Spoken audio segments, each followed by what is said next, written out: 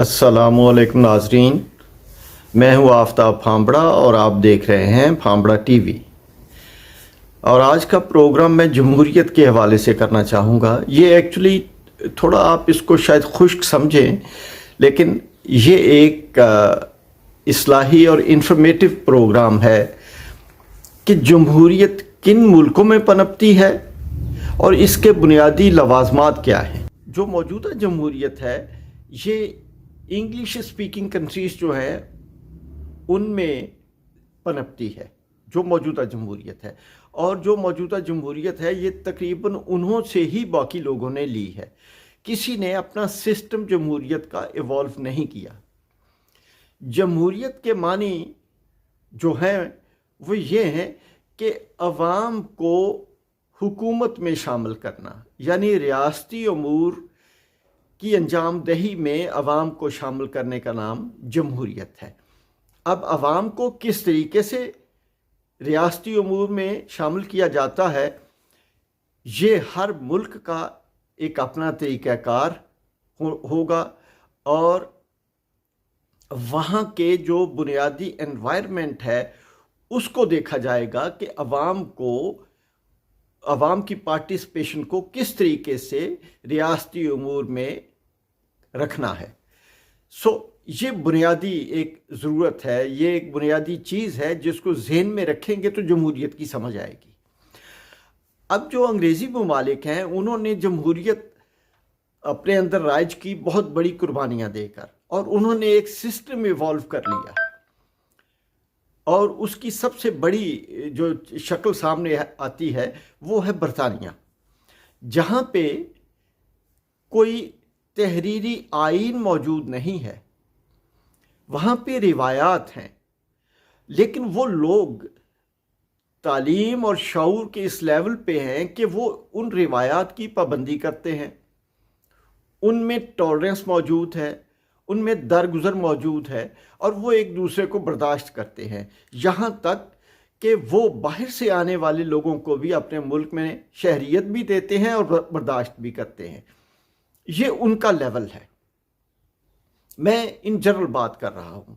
इसी तरह ऑस्ट्रेलिया को देख लें, वो भी इन्हीं की नस्ल है, न्यूजीलैंड भी इन्हीं की नस्ल है, कनाडा भी इन्हीं की नस्ल है, और अमेरिका भी ज़्यादा अक्सरियत में इन्हीं की नस्ल है।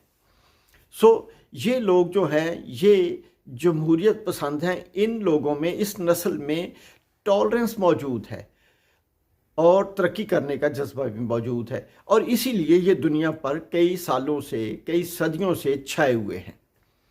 हालांकि बहुत सारी और कौमें जो हैं उन्होंने तरक्की करके उभर के सामने आई, उन्होंने बहुत सारे मुल्कों को फतह भी किया, लेकिन फिर आहिस्ता आहिस्ता वो उससे मैदान से गायब होती चली गई। और उसकी वजह ये थी कि उनमें हमको जो शामिल करने का है तरीका वो मौजूद नहीं था।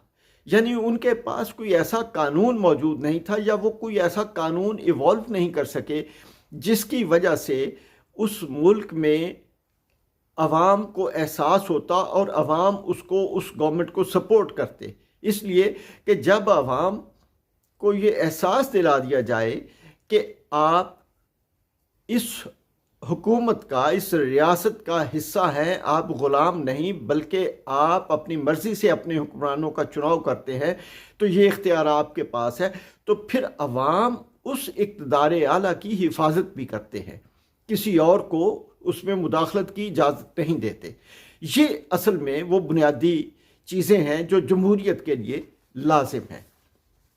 बाकी दुनिया में ये बरतानवी तर्ज की जमहूरियत मौजूद नहीं है। जिन लोगों ने भी अपने लोकल मामलात से हट के इस जमहूरियत पे अमल करने की कोशिश की, वो नाकाम हो गए। ये इन जनरल में कह रहा हूँ कि वो नाकाम हो गए। लेकिन जिन कौमों में तहम्मुल और बुर्दबारी थी, कुव्वत बर्दाश्त का मादा था, वो कौमें कामयाब हो गई और वो इस तर्ज की जमहूरियत के ऊपर अमल पैरा है।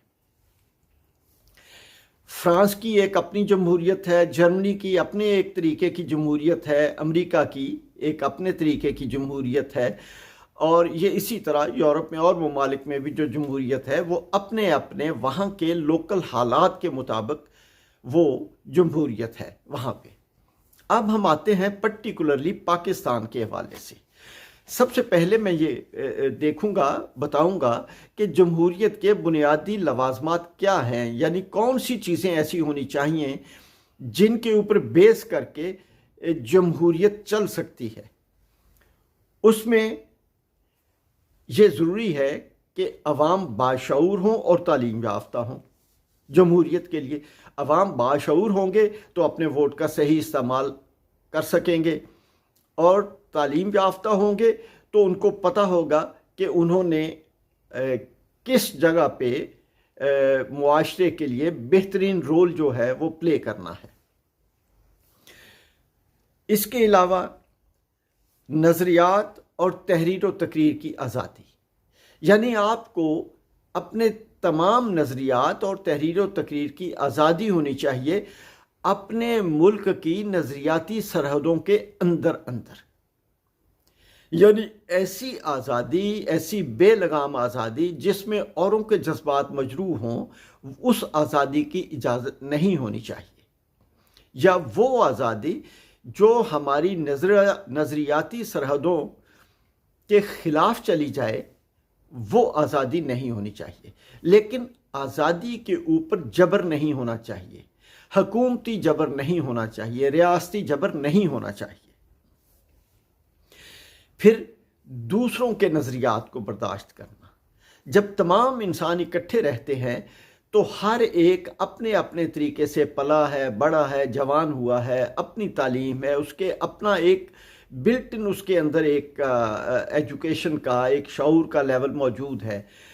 تو ہمیں چاہیے اگر معاشرے میں اکٹھے رہنا ہے تو پھر ہمیں یہ کرنا ہوگا کہ ہم ایک دوسرے کی نظریات کا احترام کریں۔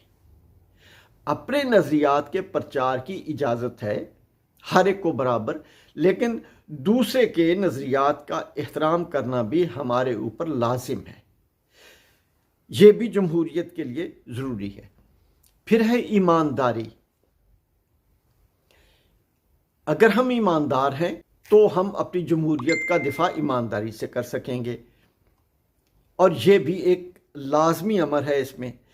اور پھر ہے قومی وفاداری، یعنی ہم جس ریاست میں رہتے ہیں اس ریاست سے وفادار ہونا بھی ہمارا بڑا لازمی جزو ہے۔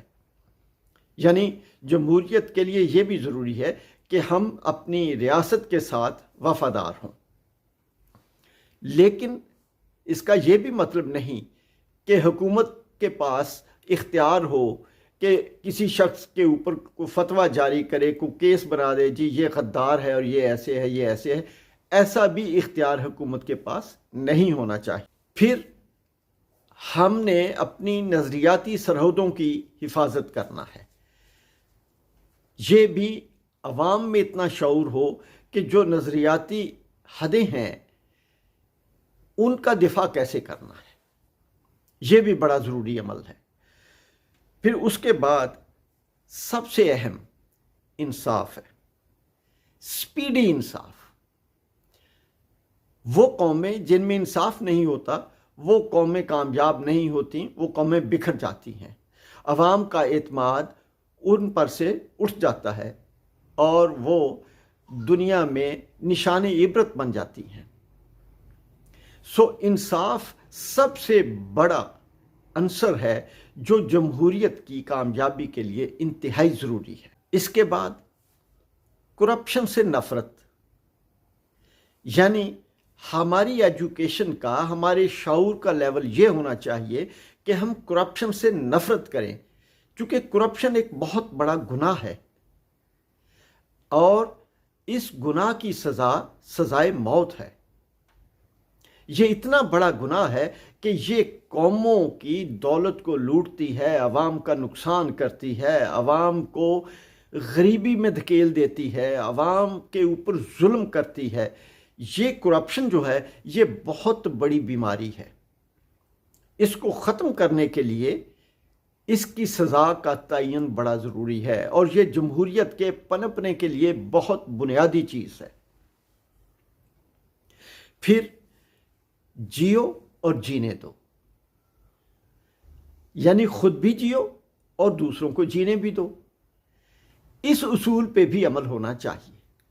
اگر اس اصول پہ عمل ہوگا تو یہ اسی وقت ہوگا جب ہم میں قوت برداشت ہوگی، ہم ایک دوسرے کو برداشت کریں گے، ہم اختلاف رائے تو کریں گے لیکن دشمنی نہیں رکھیں گے، ہم محبت کا پرچار کریں گے اور ایک دوسرے کے کام بھی آئیں گے۔ ہم اس معاشرے کو، میں یہ تو نہیں کہتا کہ ہم بالکل اس کے اوپر پورا اتر سکیں گے، لیکن ہمارے لیے جو حضرت محمد صلی اللہ علیہ وآلہ وسلم نے ان تمام چیزوں کی جو بنیاد ہمارے لیے مہیا کی ہے، ہم اس بنیاد پہ عمل پیرا ہو جائیں اور جیو اور جینے دو کی پالیسی پر عمل پیرا ہو جائیں، اور ملک میں تمام کام جو ہیں وہ اہلیت کی بنیاد پہ کیے جائیں۔